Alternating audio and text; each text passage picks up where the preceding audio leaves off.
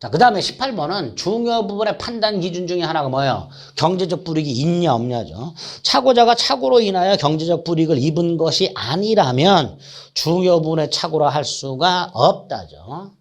경제적 불이익을 입은 것이 아니라면 중요 부분의 착오가 될 수 없다. 꼭 기억해 주셔야 됩니다. 19번 토지 매매에 있어서 시가를 착오했다. 이건 중요 부분 아니죠. 간단히 기억하세요. 시가 착오는 중요 부분의 착오 아닙니다. 반면에 법률 착오라고요. 세법을 잘못 착각해서 세금을 더 냈어. 내가 양도소득세를 해야 되는데 세법을 잘못 해석해서 양도소득세를 더 많이 계산했어. 또는 더 적게 계산했어. 법률 착오, 계산 착오 이렇게 됩니다. 이것도 중요분의 착오가 될 수가 있습니다. 내가 농사 지려고 농지를 샀어요. 근데 대부분이 하천부지야. 이런 것들을 목적물의 성질, 토지의 현황에 관한 착오라고 해요. 목적물의 성질이나 현황에 관한 착오라고 합니다. 이건 중요분의 착오가 해당이 됩니다. 판례. 경작 가능한 농진주를 알고 땅을 샀는데 대부분이 하천부지더라. 이런 것들은 토지의 현황, 토지의 성질에 관한 착오로서 중요분의 착오에 해당됩니다. 반면에 3번은요. 채무자가 있고요. 이 채무자의 채무를 지금 보증을 서려고 해요.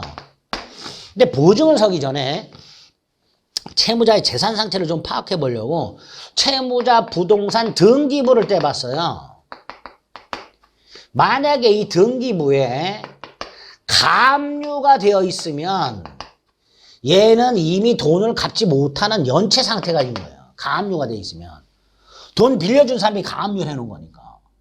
따라서 가압류가 있다면 보증계약을 하면 안 되죠. 근데 보증인이 보증계약을 하기 전에 등기부로 확인해 봤더니 가압류가 없어요. 가압류 등기가. 보증을 섰어. 근데 나중에 봤더니 가압류 등기가 있었어요. 등기부가 정정기가 나가지고 두 장이 붙어 있었단 말이지. 이렇게. 그 두 장 붙은 걸 떼지 못하고 이렇게 한꺼번에 넘기다 보니까 그 붙은 부분에 가압류 등기가 되어 있었단 말이죠. 그러니까 결국 보증인은 가압류 등기가 없다라고 믿고 보증을 섰는데 나중에 봤더니 가압류 등기가 있더란 말이지. 이건 중요분의 착오가 돼요. 문제는 그 가압류 등기가 원인 무효임이 밝혀졌어요. 그럼 이건 말소될 거잖아요. 다시 말해서 가압류가 없는 거나 마찬가지죠. 따라서 가압류 등기가 없다고 믿고 보증을 했는데 가압류 등기가 있더라. 여기까지는 중요 부분이 되는데 다행히도 그 가압류가 원인 무효더라. 그럼 가압류 등기가 없는 거나 마찬가지죠. 말소될 거니까. 결국 가압류 등기가 없다고 믿고 보증했는데 없는 거예요. 그러니까 착오가 아니지. 따라서 착오를 이유로 의사표시를 취소할 수 없다. 이렇게 되죠. 자, 3번 키워드로 기억합니다. 가압류 등기 원인 무효. 이런 말 나오면 중요분의 착오가 아니다. 이렇게 되겠죠. 자, 20번은요. 착오와 관련해서 소송이 붙었을 때 중요 부분에 관한 입증과 중대한 것이 되는 입증을 누가 해야 되느냐. 민사소송은 입증이 굉장히 중요하다고 그랬잖아요.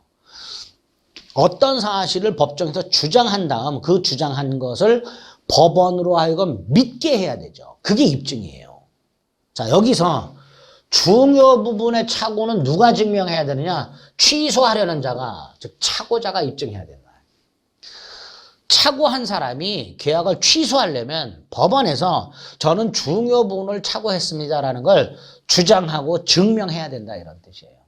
반면에 착오자에게 중대한 과실이 있다. 요거는 취소를 저지하려는 상대방이 증명하라는 게 판례야. 여기서 상대방은 취소를 저지하려는 사람이잖아요.